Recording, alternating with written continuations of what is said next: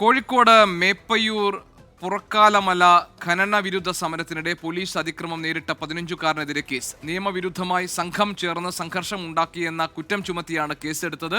പോലീസിന്റേത് പ്രതികാര നടപടിയാണെന്ന് കുട്ടിയുടെ പിതാവ് നൌഷാദ് 24നോട് പറഞ്ഞു.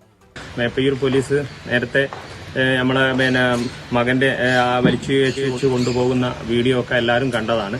അവനോട് വളരെ ക്രൂരമായ രീതിയിലാണ് പോലീസ് പെരുമാറിയത്.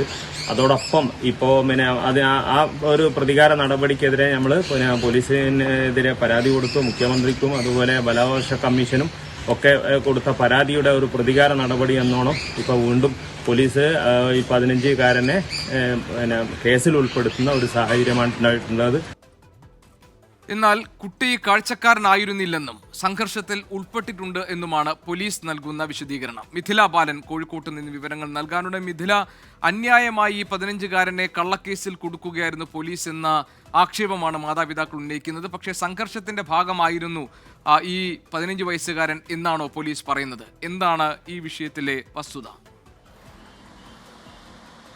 കഴിഞ്ഞ മാസം 4-നാണ് ഈ കേസിനാസ്പദമായ സംഭവം നടന്നത്. ഈ കുട്ടിയുടെ പിതാവിന്റെ പരാതി ഇങ്ങനെയാണ്: ഈ സമരം നടക്കുന്ന സ്ഥലത്ത് ഈ കുട്ടി എത്തിയതാണ്, സമരത്തിൽ പങ്കെടുത്തിട്ടില്ല, കാഴ്ചക്കാരൻ മാത്രമായിരുന്നു. ഈ സമയത്ത് അവിടെ നിന്നിരുന്ന കുട്ടിയെ പോലീസ് വലിച്ചിഴച്ച് ജീപ്പിൽ കയറ്റി ജീപ്പിൽ വെച്ച് മർദ്ദിച്ചു ആയിരുന്നു പരാതി. ഈ പരാതിയെ തുടർന്നായിരുന്നു ഇത്തരത്തിൽ മുഖ്യമന്ത്രിക്കും DGPക്കും ദേശീയ ബാലാവകാശ കമ്മീഷനും സംസ്ഥാന ബാലാവകാശ കമ്മീഷനും മനുഷ്യാവകാശ കമ്മീഷനും ഒക്കെ ഈ കുട്ടിയുടെ പിതാവ് പരാതി നൽകിയത്. ഇതിൽ ബാലാവകാശ കമ്മീഷൻ കേസെടുക്കുകയും ചെയ്തു. ആ സംഭവത്തിന് പിന്നാലെ ഇപ്പോൾ ആ കുട്ടിയെ പ്രതി ചേർത്തിരിക്കുകയാണ്. 15 വയസ്സുകാരനെ പ്രതി ചേർത്തിട്ടുണ്ട്. ഈ ഒരു സംഘർഷത്തിൽ കുട്ടി ഉൾപ്പെട്ടിട്ടുണ്ട്. അതുകൊണ്ട് തന്നെ ഈ മാസം 9-ന് ജുവനൈൽ ജസ്റ്റിസ് ബോർഡിന് മുൻപാകെ ഹാജരാകണം എന്നാണ് മേപ്പയ്യൂർ പോലീസ് ഈ കുട്ടിയുടെ രക്ഷിതാവിന് നൽകിയ നോട്ടീസിലുള്ളത്.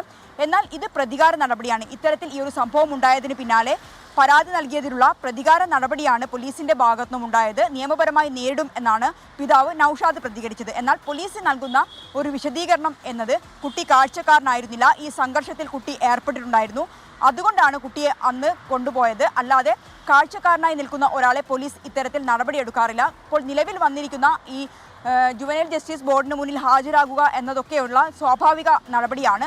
പോലീസ് പറയുന്ന മറ്റൊരു കാര്യം എന്നത് SSLC പരീക്ഷയുടെ തലേ ദിവസമാണ് ഈ ഒരു സംഭവം ഉണ്ടാകുന്നത്. അതുകൊണ്ട് തന്നെ SSLC പരീക്ഷ എഴുതേണ്ട ഒരു കുട്ടി ഈ ഒരു സ്ഥലത്ത് വന്നിട്ടുണ്ട്. അങ്ങനെയെങ്കിൽ അത് ഈ ഒരു പിതാവിൻ്റെ അറിവോടെയാണ്, മനഃപൂർവ്വമാണ് ഈ കുട്ടി ഒരു സമരത്തിൽ പങ്കെടുത്തത് എന്ന ഒരു വിശദീകരണവും കൂടി പോലീസിന്റെ ഭാഗത്തുനിന്നും വരുന്നുണ്ട്. GK. മിഥില ബാലൻ ആണ് വിവരങ്ങൾ നൽകിയത് കോഴിക്കോട്ട് നിന്ന്.